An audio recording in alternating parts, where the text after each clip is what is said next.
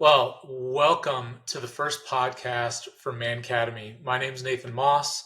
My wife and I together have been married for almost 19 years, and we have raised four strong, amazing, God-fearing young men. You might be asking yourself, what is Mancademy? Maybe I remember some sort of Burger King commercial a few years ago. Maybe there's a guy over in Europe who pitches Mancademy as some way to make yourself more desirable in a dating relationship, or none of those things. Mancademy truly is a time for fathers and sons to come together outside of the daily life to really do manly things, connect with each other, and experience God's love for them. So this wasn't something we just cooked up. This is really the vision for Mancademy was something that was God breathed and was put on my heart a while ago. So let me share a little bit of my story. So I grew up in a family of three, middle class family. My parents are still married to this day, and I had a very good life. I went to school, played sports, was a pretty good athlete, pretty good student, was privileged enough to be able to play athletics in college as well. Married my sweetheart, and we now have these four boys. But along that way, there were some life experiences that really radically changed the trajectory of what I thought my life would be. You see, I had this dream, this idea that I would go to school for teaching. I'd get a job and I would be able to teach and coach for the next 30 years of my life at that one school, and then figure out what else I wanted to do after that. Well, I'm sure a lot of you know this, is that the plans that we have for our lives often are very different than what God has for our life, especially if we're not seeking Him on a day-to-day basis for where we should go and what we should do and what decisions we should make. So I found myself in a very different situation than what that original vision was. At one point in time, I did have my dream job lined up. I had applied for it. I was the leading candidate for it. I had recommendations. I knew the interviewing committee. I was pretty much a shoo-in. And so I still took time just to sit quiet before the Lord, to fast and pray, to really seek His face on this. Was this something He really wanted me to do? Was this where my life was headed? Well, I unequivocally heard from Him, no, this is not the plan that He had for me. And so I withdrew my name from consideration, much to the chagrin of the interview committee. And ever since then, my life has been on a different trajectory.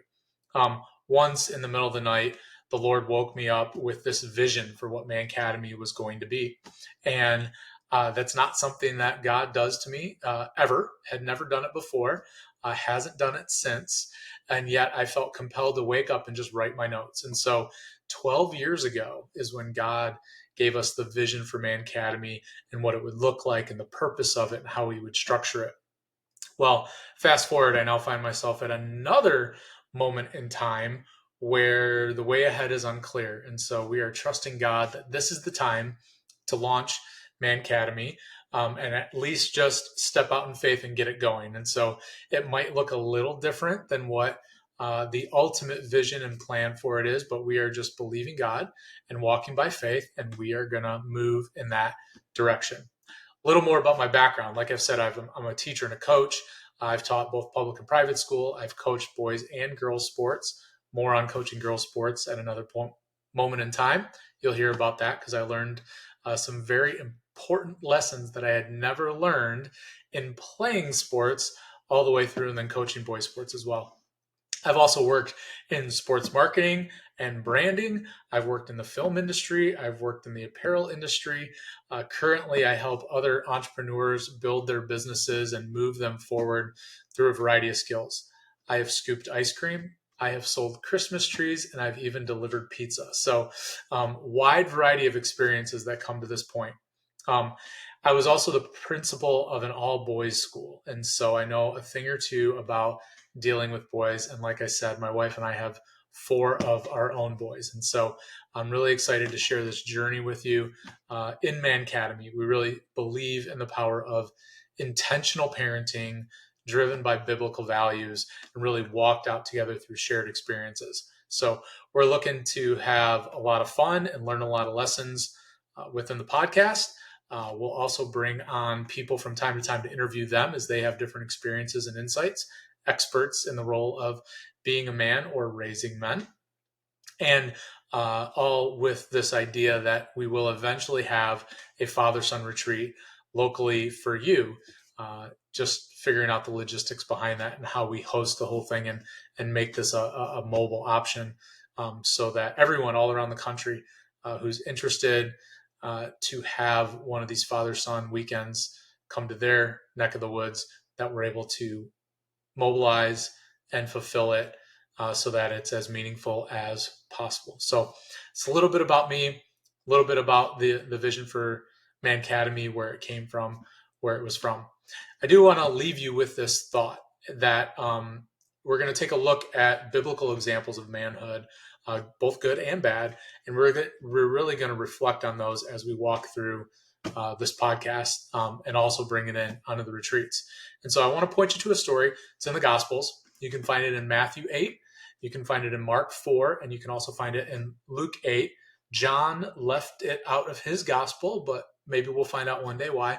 But it's a story I think a lot of people know. And it's the story of Jesus and the disciples getting in a boat, crossing the sea, and a big storm comes up. And so if you spent any time in Sunday school, you've heard the story many times. The disciples feel like they are going to lose their lives. Jesus is sleeping in the boat, wakes them up, wakes Jesus up, and then Jesus calms the storm, speaks to the disciples, and they continue their ministry. Well, I heard this teaching by a pastor named Tony Evans out of Dallas, and I had never heard this perspective on it before. You see, as men, as believers, as we walk through our life, we feel like if we're in God's will, then there's no storm, that it should be easy sailing. Even though Jesus told his disciples, and that message goes to us, that in this world we will have trouble, but fear not, he's overcome the world. We kind of forget about that in the middle of the storm and kind of look to God and going, God, where are you in this? I thought I was in your will, maybe I'm not. We have these questions. Well, when we look at this story in the Gospels, again, it's in Matthew 8, Mark 4, and Luke 8, we see a picture of what it's like walking with Jesus. So in summary, Jesus has been teaching the crowds all day. He takes a quick break, tells his disciples, hey, go get in the boat, go to the other side. He gets in the boat with them. Now they obey him right away. They go get in the boat and they go make way to go to the other side. He gets in the boat with them. And so he's with them in the boat. And the storm comes up and Jesus is sleeping. And the disciples, who are no strangers to the sea, I mean, these are rough and tough fishermen who grew up on these seas, are fearful for their own lives. They think they're going to die. And so while Jesus sleeps, they think they're going to die. And so they wake him up. He wakes up, he calms the storm, he speaks to them, calms them down, and then they get to the other side. And so the thing that Pastor Tony Evans revealed, or I should say, kind of uncovered in the story for me, was the idea that Jesus was in the boat with them. They obeyed immediately what his will was, and he was in the boat with them, and yet they still went through the storm. And here's the key that he pointed out. You see, Jesus said, we're going to go to the other side. And the disciples might have forgotten that Jesus said, we're going to go to the other side. Not, we're going to get in the boat, die, and maybe get to the other side. But he was able to sleep because he knew God's plan for his life, of where he needed to be next. And so I want to pass that along to you, that even though we face troubles, we face trials, we face storms in our life, it doesn't mean we're outside of the will of God. In fact, it might mean he's in the same boat as us. He's just not worried because he knows what the outcome's going to be.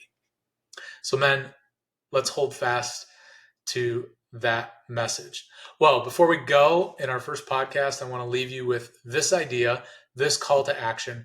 Our very first live stream is going to be this Saturday. You can sign up at mancademy.locals.com or click the link in the description on this podcast. By the way, we're also on Facebook and Instagram at The Mancademy. Look forward to connecting with you all on there, and take it easy.